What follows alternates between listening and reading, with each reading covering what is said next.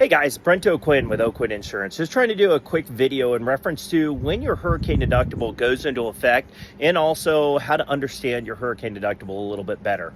One of the things to understand is your hurricane deductible will go into effect the moment we are under watch or warning. So if something happens to your house while you're in hurricane watch or warning, it will go under your hurricane deductible. Now, a lot of people don't understand that in a lot of cases, they have a different deductible for hurricane than they do for all other perils. And your hurricane deductible is typically 2, 5, maybe even 10%.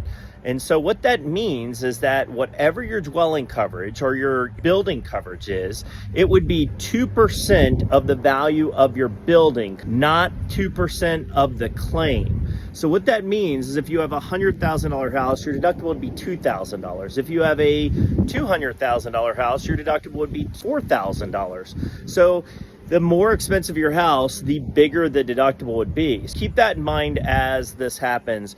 Overall, guys, be safe. If you have any questions whatsoever, feel free to contact our office at 386-673-5550. We'll be happy to help.